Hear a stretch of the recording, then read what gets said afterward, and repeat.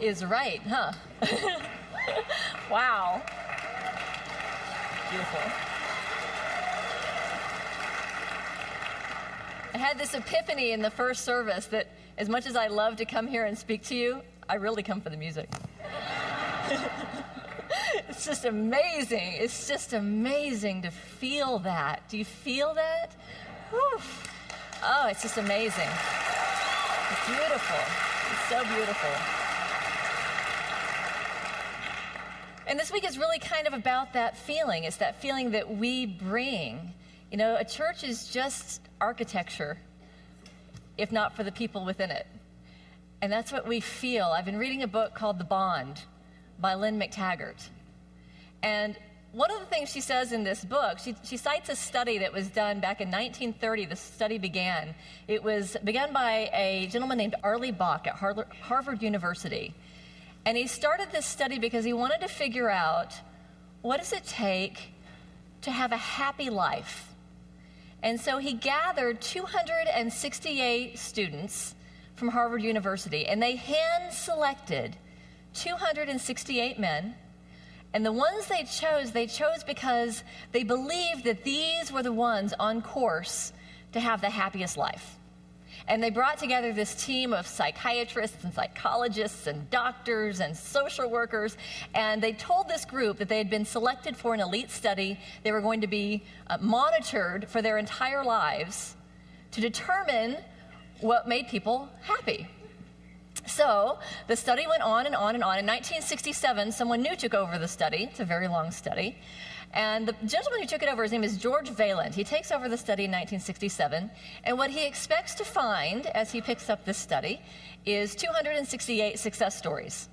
This was the best and the brightest and all these men that were on track to succeed. But that's not what he found. He didn't find 268 success stories. In fact, by the age of 50, he found that a third of these men had suffered from clinical illness, and a large percentage of them had become alcoholics. Kind of surprised him. Now, at the same time, there was another study being done, and this one was done in Boston. And this study was done, again, over 70 years, tracking the lifetime of these young men who, in the beginning of the study, they were chosen because they were the sons of immigrants. Most of them poor, most of them speaking English as a second language. And they, too, were tracked over 70 years to determine what is it that makes a happy life. And what they found at the end of the study was basically three things. One is that money and a good start didn't guarantee happiness. Two was that good luck didn't guarantee happiness. And three, that there wasn't any particular personality type that tended to indicate whether someone would be happy or not. So what is the secret? The real secret? To give you a hint, I brought a visual here. This is an illusion that possibly you've seen before. And what do you see? How many of you, when you see this, the first thing you see is the faces? See the faces? How many of you, the first thing you see is the vase? Yes? How many of you, can you see both? You know, you can kind of see both if you look one way or the other. I think this is really what this study is all about, because there is the me and the you, and we can see that. But there's also this thing that is in between, in the space between, and it's real also. So there is a quantum physicist, Werner Heisenberg, who's known for uncertainty principle. Uncertainty principle basically says that there's no such thing as a thing. That the more they look down at the particles and all the different elements of creation, the more they find that nothing is stable, that nothing is, nothing that we see as a thing is actually a thing. There is no underlying solid reality, only the space between, the indivisible relationship between things. The real thing is not the thing. It's the space between the things. It's the relationship that holds everything together. So it's easy when we talk about the spiritual path to talk about there's me and there's you. But what's real is actually what's in the space between. So when Jesus says things like, in the world you face persecution, but take courage, I have conquered the world. When he says things like that, I think what he's meaning is that in the world, there is this me and the you, and there is conflict, and we don't always agree, and it's not always easy to interact with each other. But he said, I've conquered the world. I think he was able to live in this space between, to be able to have an awareness of what is it that we're putting in the space between us. You know, when I come to Austin, it feels like coming home. And when I first began the Unity Church of Wimberley several years ago, and I see many of you from the congregation out there, it's so wonderful to see you. When I first began that congregation, I was studying Unity principles, and I understood that in Unity we teach that the journey is a journey within, you know, that God is within us. And so when I started leading the church, I had this big question as I went to Unity Village and I was taking all these classes. I'm like, okay, so tell me, if the journey is within, why would we have a church? You know, what's the point of a church if God is within and this is a journey within?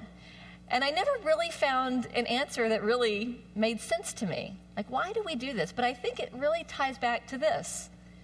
Because the spiritual journey, the journey within, is only part of the journey. The journey of knowing ourselves is only half the journey, knowing the individual me and the individual you. But true oneness, knowing spirit, enlightenment, it doesn't happen with me or with you. It happens in the space between us. It happens in that awareness of our connection. So I've been listening to Esther Hicks. She has these meditations called Getting into the Vortex. And there's one in particular that is about relationships. And there's so many things she says in there that really, as I was listening, I'm like, this is all about the space between us. One of the things she says, without others, you could not be you. Wouldn't it be nice if we could just sort of hole up in our house and have a little eBay business and we don't have to interact with people and just kind of, wake up and pray and meditate and go to bed and there's no other people to have to worry about. Wouldn't that be kind of nice? And yet if we did that, we would miss out on the journey because the journey doesn't happen to us in isolation. The journey is about how we grow and how we thrive together. And it actually begins the moment we're born. So neurologists have discovered that the first instinct of the human brain is to synchronize with the brain of the mother. That's the first impulse of our brain, is to create that relationship. And I know when I heard this, I was so relieved because I was terrified of motherhood. When I became pregnant, I thought, oh my gosh, I'm going to be a terrible mother. Because I had this experience where all my friends who had babies, and they had all these happy, smiley babies until they'd passed the baby over to me. It's like, here, you want to hold my baby? I'm like, I know I'm supposed to say yes, but okay. And I take the baby, and as soon as this little happy baby gets passed over to me, the baby's like, ah! And I'm like, here, no. And I pass it back to the mother, and the mother takes it, and it's instantly, okay, I'm good now. I'm good now. You ever have that experience? I thought, I don't know how to do babies. I was really nervous about that. But it was so amazing when Jenna was born, my daughter was born, there was that instant connection that we're born for that. We're born for that relationship. We're born to connect with each other. And as soon as that baby is separate from the mother, there is instantly discord that the baby can feel. And as soon as that baby is returned to the mother, there is a harmony that happens. And that's why there's nothing that soothes the baby like being held by the mother. Like, we're born for this. We're born for relationships. It's how our brain is wired. So Esther Hicks has these meditations, and I brought with me some of my favorite excerpts from those meditations, and I revamped them a little bit to make them more affirmative so that we could affirm them together. Wouldn't that be fun? Yes, that will be so fun. So here's another way to look at it. Take a look at this second illusion. We think that what's real is the me and the you, but what's really real is what we create in the space between us. So I have some affirmations. I'll say part of it, and then you repeat it back. It's long, so just be prepared. It's a little bit long, and then I'll repeat it at the end. So I'll do it little piece by little piece, and it's going to be so much fun. You're going to love this. All right. Take a deep breath in. Good. Sometimes it seems like other people have the power to negatively impact my experience. And you can point your finger if you want on this and say, but that is never true. Got it? Breathe it in. So I'm going to read it again just so you can really breathe this in. Sometimes it seems like other people have the power to negatively impact my experience, but that is never true. We think it's true sometimes, but it's never true. I had a dog, a little lab puppy, young, about a year old, and I tried to train this puppy. Didn't go so well. Because I try to train with cause and effect. In Unity we teach everything is cause and effect. So I thought, puppy is good, puppy gets love and affection, puppy breaks the rules, and then there's a negative consequence. So anytime the puppy would do something, bad, get in the trash and tear the trash out, I would say, no, you're not supposed to do that. And I'd have this negative consequence. Because you did this, you're going to have to go in the backyard all day today. You're going to be outside in the heat all day. And the puppy, you can tell, the puppy's like, yes, that's awesome. I would love to be in the backyard all day. And so it goes back in the backyard all day, and it's like, dig, dig, dig, dig, dig. Oh, this is fun. Dig, dig, dig, dig, dig. And I come out, and the backyard is a wreck. And I'm like, no, you're not supposed to dig in the yard. And I'm like, so the consequence, the negative consequence, I'm going to have to put you, when I work, I'm going to have to put you in the bathroom because you're going to have to be in a room by yourself. I can't trust you outside. So I'm going to put you in the bathroom, and the puppy's like, yes. This is awesome. The tile is cool. And oh, look, there's a bar of soap. I could eat that. That would be great. No matter what I did, I could not negatively impact this dog's experience. Couldn't figure out how to do it. Anytime I'd say, no, you're not supposed to do that, he's like, oh, you're paying attention to me. I love this. I love this. And so I do the serious, the stern, I'm very disappointed in you. You're not supposed to do this. And you're like, oh, you're in a bad mood. I'm going to go take a nap because I'm kind of tired. And it's like, could not faze this dog. We no longer have the dog. But I do have an excellent role model to remind me that no one can negatively impact my experience.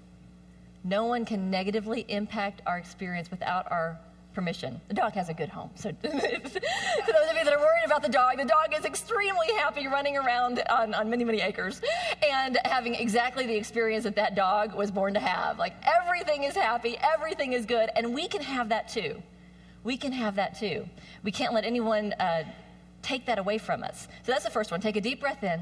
Here's number 2. Sometimes others believe that their happiness depends on my response to them. But that is never true. We think that sometimes, don't we? We think we have to do things to make them happy because part of that bond is we want them to be happy. That's part of the bond. We feel their pain. We feel their hurt. We want them to be happy because that feels good and whole to us. But when we start thinking that we're responsible for that happiness, that's where we get off. And I think that starts with little kids as well, because I know when my daughter was born, if I could, wiggle my ears or sing a song and make her smile, that was the greatest thing in the world. And I would stand on my head to get her to stop crying and to get her to smile. But what happens is we keep doing that. We keep doing that for other people in our life. If I stand on my head, if I spin and dance and sing, what does it take to make you happy? And so we try to do that dance. And maybe they seem happy, but it's not real. That's not real happiness if it depends on us. We're responsible for our own happiness. They're responsible for their own happiness. Take a deep breath in. Think of Jesus and the woman who was hemorrhaging, and she said, if I just touch your hem, I'll be healed. And she was. And she probably thought Jesus did that. And then Jesus said, daughter, it's your faith that has made you whole. It is your faith. So we own our own happiness. We're responsible for that. So here's the third one. One more deep breath in. When others lash out at me in anger, with words or actions, their battle is not with me, but with themselves. Take a deep breath in. Let me repeat that one. When others lash out at me in anger with words or actions, their battle is not with me, but with themselves. And we can look around and we can see all kinds of evidence of people doing horrific things to each other. You know, we saw the shootings in Colorado and all these innocent victims. And it's easy to see that that wasn't about them. That was about someone who is just completely lost in the dark. And yet when we're the ones under fire, when we're the ones under attack, we don't perceive it quite so easily that way. And we want to fight back, and we want to retaliate, and we want to make it fair and just, and we want to get even. But that's from the me and the you, and what you should do and what I should do. It's not from the space between. In the space between, there's a different way of seeing this. Jesus put it like this. He said, if a man has 100 sheep and one of them wanders away, what will he do? Won't he leave the 99 others on the hill and go out in search of the one that's lost? And if he finds it, I tell you the truth, he will rejoice over it more than the other 99 that didn't wander away. In the same way, it is not my heavenly Father's will that even one of these little ones shall perish. So Jesus knew the me and the you, but I think he also was very clear on what's in the space between, that if there's even an iota of anxiety or pain or hatred or any of that, to clean that up. Let's clean that up one by one so that what's in between us is pure and it's love. That's what coming home is about. So here's the bottom line, final one. Take a deep breath in. When I release all concern about how others feel about me, and focus only on how I feel about them, I will understand who I really am, and I will discover what true freedom really is. Breathe it in. I'll repeat it. When I release all concern about how others feel about me and focus only on how I feel about them, I will understand who I really am, and I will discover what true freedom really is. And I think about Jesus in the final days of his ministry. I love that part of his ministry when he's giving his final words of wisdom to his disciples, because he knows he is not setting them up for a good gig. Right? That's not an easy thing. It's like, here, I am the way, and he gets crucified. It's like, here's what you're up against. You're going to be persecuted. Be prepared. But he says to them, that's not what it's about. That's seeing the me and the you. Like, how do you live from the space between? So he says, do not let your hearts be troubled by this. When people persecute you, don't let your hearts be troubled. In my Father's house, there are many dwelling places. And you can interpret that in all kinds of different ways, but I like to think about it just in terms of the many ways that we can relate to each other. Through joy and through love and through compassion, there are so many ways that we can feed that space between us. And so taking us back to that Harvard study and those 268 men, the ones that they found were truly happy, the ones that they found lived long and successful lives, the one characteristic, the one thread that seemed to tie them all together was this: the men that were happy were altruistic. They gave their lives in service to something they believed in. They used their lives in service in whatever way that might have looked like. It was about altruism. There's a story about a gentleman, his name is Lawrence Anthony. Lawrence Anthony was known as the elephant whisperer. He had given up a career in real estate to move to the African bush to set up an elephant preserve, a 5,000-acre elephant preserve. He had a passion for saving the African elephant. And as soon as he started this preserve, he opened this 5,000-acre preserve, and he got a phone call a couple weeks later from someone saying, we have a herd of elephants. They're crazy. Crazy elephants. You want them? Because if you don't take them, you're their last chance. If you don't take them, we're going to shoot them because they're too wild. They keep breaking out of preserves. They'll knock down electric fences. Nothing stops these. These are crazy elephants. But we've heard that you've got a gift. And so he takes these elephants into his preserve. And within the first week, They had crushed his electric generator and broken out, and he had to go round them up before someone else got to them first and bring them all back to his preserve. And he had this constant, he said these elephants were fierce because they had not had a good experience with humans. They didn't want to be there. They didn't want to be confined. They were scared. And so here he is trying to convince this herd of elephants that they are safe on his preserve. And he said there was this moment where he found himself on one side of the electric fence, and on the other side was an elephant he named Nana. Nana was the matriarch of the herd.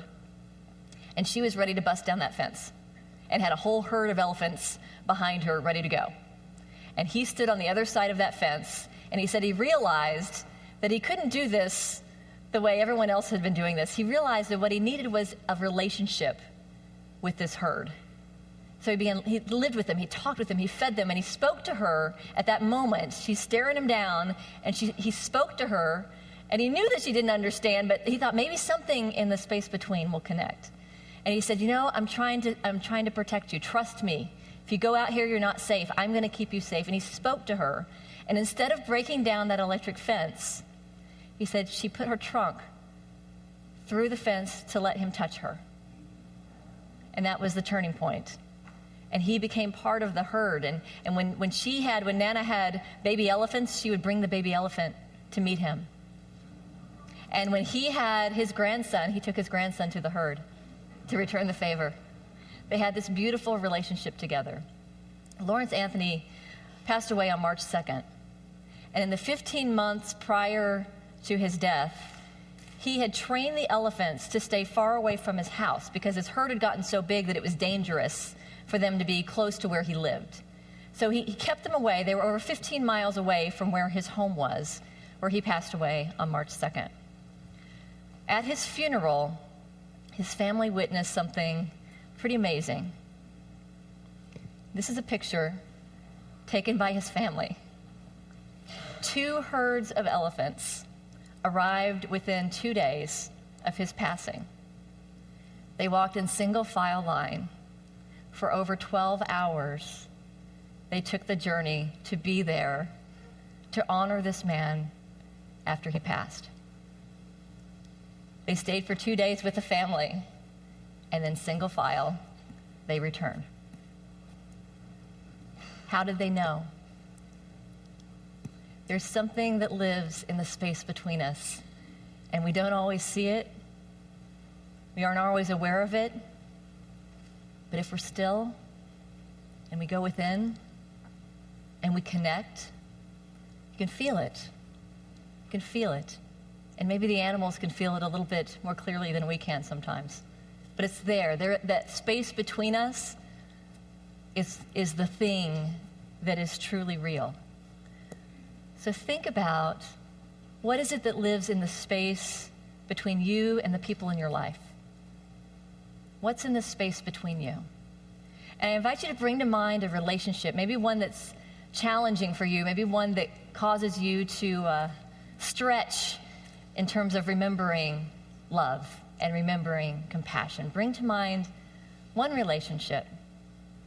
Take a deep breath in and affirm together, I bring love to the space between us. Together?